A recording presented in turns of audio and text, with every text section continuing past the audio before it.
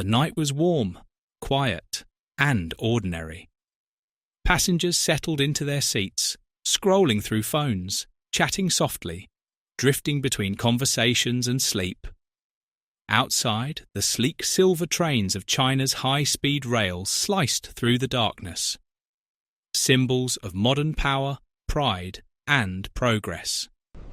But at 8:34 p.m., somewhere near the city of Wenzhou, something went wrong. Terribly wrong. A flash of lightning lit up the sky. One train suddenly lost power and came to a stop on a bridge.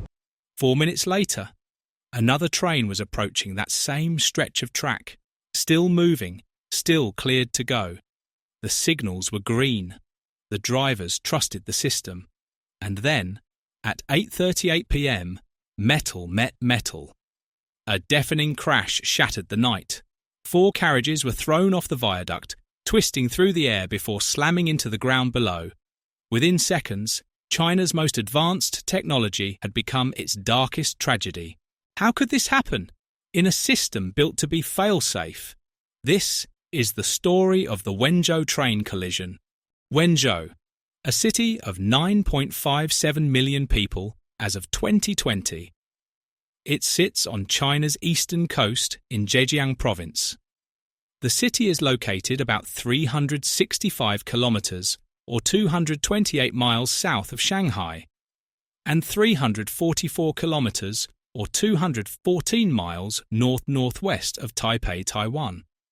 Wenzhou lies along the Yongtaiwan Railway, a 275-kilometre or 171-mile double-tracked electrified high-speed line opened in 2009. This railway connects several major cities along China's eastern coast. One of its key engineering achievements is the Ojiang Bridge, a 6.24-kilometre or 3.9-mile viaduct supported by 173 pillars, stretching across the landscape west of Wenzhou.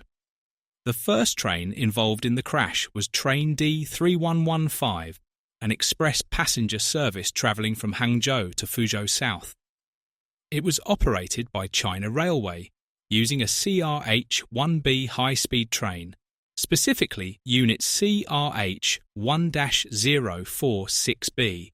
The CRH-1 series is a Chinese-built version of the Swedish Bombardier Regina electric train, produced through a partnership between Bombardier and Sifang in China. The train has no separate motor car, meaning passengers are seated throughout all 16 cars. Following behind Train D3115, on the same line and in the same direction, was Train D301, a high-speed passenger service from Beijing South to Fuzhou, carrying 558 people on board. On the day of the accident, the service was operated by a CRH-2-139E train set. The CRH-2E is a Chinese-built version of Japan's E-2-1000 Shinkansen. The E version was designed for overnight travel, with 13 of its 16 cars arranged as first-class sleeper cars, while the 2 N cars and 1 bistro car provide standard seating. These trains are easily recognised by their long, pointed nose, a signature design feature of Japan's famous Shinkansen bullet trains. On July 23, 2011, around 7:30 p.m., a lightning storm formed near Wenzhou. A bolt of lightning struck a trackside signal control unit known as the LKD-2-T1, burning out its fuse box. The failure of this unit caused the signals on the U River Viaduct to turn red, automatically triggering the Automatic Train Protection System, or ATP, to stop the southbound train D3115 on the bridge. By 7:39 p.m, the signal box at Wenzhou South Station detected what it called a red zone warning, meaning the section of track on the bridge was occupied. However, when staff contacted the main dispatch centre, known as the OCC, a worker there reported something alarming. Their system showed no occupied zones. According to their display, signals were green, and no train appeared to be on the bridge. With this serious inconsistency, operations continued as D3115 remained stranded on the viaduct. Technicians were sent from Wenzhou South Station to locate and repair the fault, while the OCC instructed nearby stations, Wenzhou South and Yongjia, to switch to local control and keep trains running, bypassing the signal error for the time being. The local dispatch centre now faced a difficult situation. They ordered the driver of train D3115 to override the automatic train protection system and switch to manual control mode. But despite several attempts, the driver couldn't get the system to respond. By 8:28 p.m, D3115 still hadn't moved. During this time, the driver failed to reach the operations control centre, and Wenzhou Station couldn't contact him either. The storm's electrical damage likely disrupted the train's communication systems. Meanwhile, train D301 was given clearance to continue across the bridge. The OCC still believed their system was correct, that the line ahead was clear.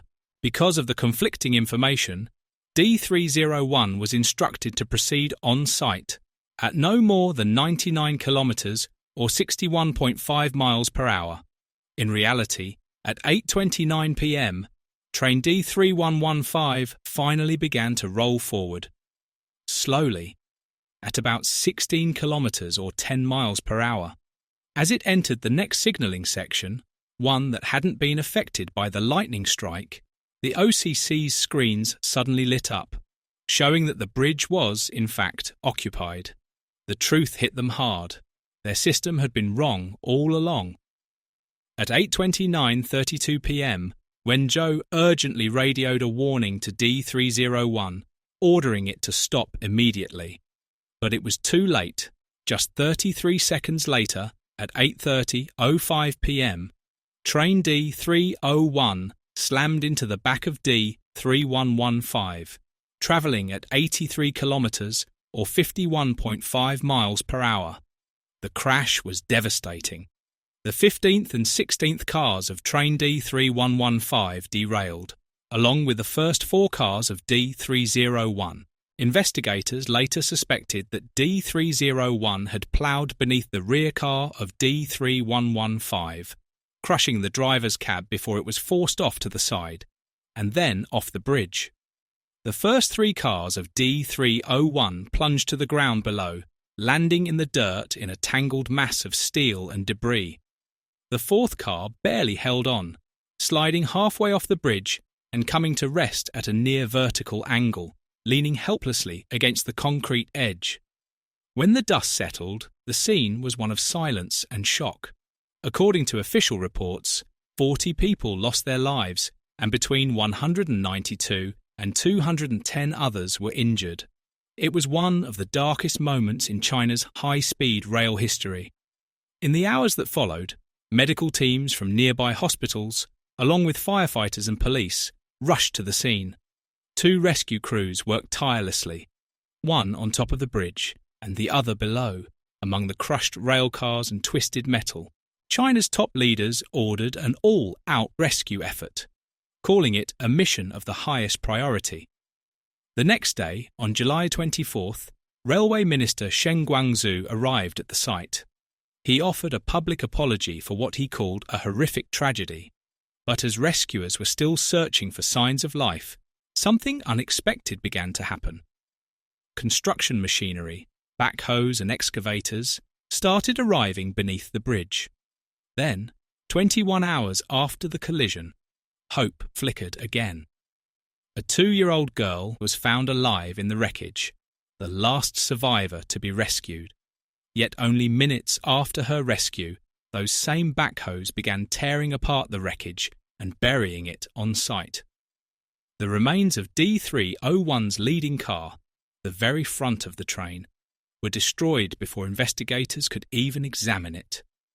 When photos and reports of the scene began spreading, public outrage exploded. Many believed that evidence was being literally buried to cover up the truth. In response, authorities tightened media control, censoring reports and silencing discussion about the accident and its aftermath. In the days that followed, China's media came under strict control. Reporters were ordered not to travel to the crash site, not to report too often, and never to link the tragedy to China's growing high-speed rail network. According to Thomson Reuters, officials told news outlets to avoid questioning the official story. Instead, they were told to focus on positive themes. Stories of residents donating blood, or families reunited after the tragedy. All under the message, in the face of great tragedy, there's great love. But in a rare show of defiance, several newspapers ignored these orders. Even the state-run Global Times published a harsh editorial, criticising how the disaster was handled and how the truth was being controlled. For many, this moment marked a turning point, when questions about accountability and transparency could no longer be buried. In the wake of the crash, China's Ministry of Railways moved quickly. Within days, 3 senior officials were dismissed, including the head of the Railway Bureau, his deputy, and a Communist Party secretary. But for the families of the victims, this was not enough. They wanted answers. They wanted to know why the accident happened. Their calls for truth were met with silence. Instead of explanations, the ministry issued formal apologies and announced a 2-month safety campaign. Behind the scenes, the pressure continued.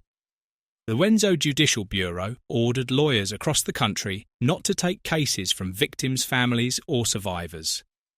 The reason given was that the crash was a sensitive issue, one that, they said, could threaten social stability. On July 29, 2011, just days after the crash, a new directive was issued, this time banning all independent reporting on the Wenzhou accident. From that moment, only government-approved stories were allowed to be published. News outlets across the country were forced to cancel planned features, including their one-week-on reports, losing up to 12 pages of coverage on short notice. Even the state-run Xinhua news agency had to quietly ask its readers not to open an article that had already been posted on a delayed release. But not everyone stayed silent. In Beijing, the Economic Observer defied the order. The newspaper released an 8-page special feature, demanding the truth about the accident. On its front page was an open letter written in the name of the 2-year-old girl who had survived the crash, but lost her parents. In August 2011, the aftermath of the crash began to reshape China's entire high-speed rail program.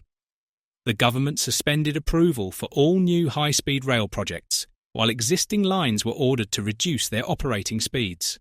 To win back public trust, ticket prices were lowered by 5%, but passenger numbers still dropped sharply in the months that followed. The tragedy had done more than shake confidence at home. It also dealt a serious blow to China's ambitions to export its high-speed rail technology abroad. Technology once promoted as both advanced and affordable.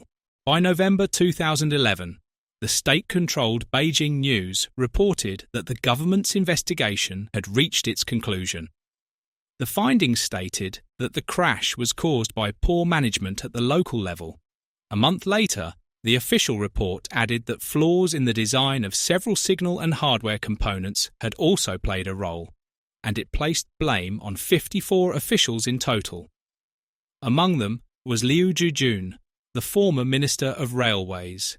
Investigators claim that Liu had raised the operating speed of the line and cut safety tests short, all to open the route ahead of schedule. But what followed revealed something even deeper. Just months earlier, Liu had been dismissed and arrested for taking 800 million yuan, about 113 million euros, or 126 million US dollars, in bribes and kickbacks during the construction of China's high-speed rail network. Not long after, Zhang Shuguang, the deputy chief engineer of China's railways, was also arrested. He had reportedly hidden too, 5 billion euros, or about 2.8 billion US dollars in overseas accounts. Money linked to years of corruption.